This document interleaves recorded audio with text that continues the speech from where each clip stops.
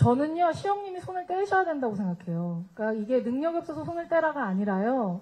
시영님은 의장이시잖아요. 그러면은 의장이 이렇게 두루 봐야 되는데, 저희 레이블과 플레디스와 그 지코가 하는 그 코즈 레이블 말고 이제 빌리프랩 그리고 소스 뮤직 그리고 이제 빅히트 뮤직 여기는 이제 시영님이 프로듀싱을 하신단 말이에요. 근데 이 당연히 이게 사람이 다 저 같지 않잖아요. 의장이 이렇게 주도를 하면 알아서 기는 사람들이 생기거든요. 이게 제가 아까 그래서 군대 축구라는 비유를 했잖아요. 골대로 자꾸 막 몰아준단 말이야.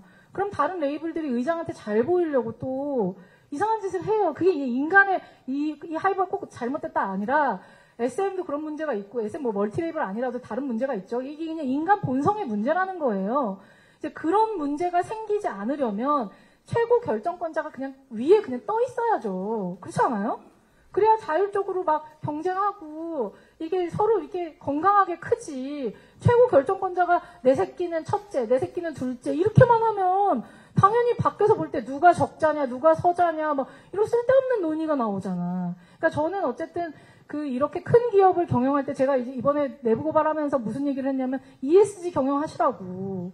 이게 건전한 경영이 뭔지에 대한 고민이 단순히 뭐 무슨 뭐 오일 무슨 녹는 종이 이게 무슨 말장난이야. 종이는 다 녹아요.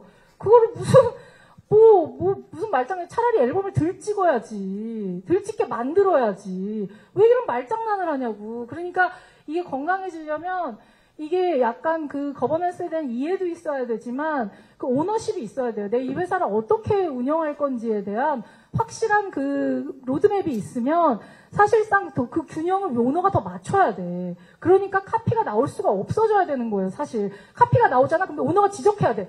야, 너 이 예전에 얘한테도 무례고, 실례고, 지금 얘한테도 안 좋아. 서로 제살 깎는 거잖아.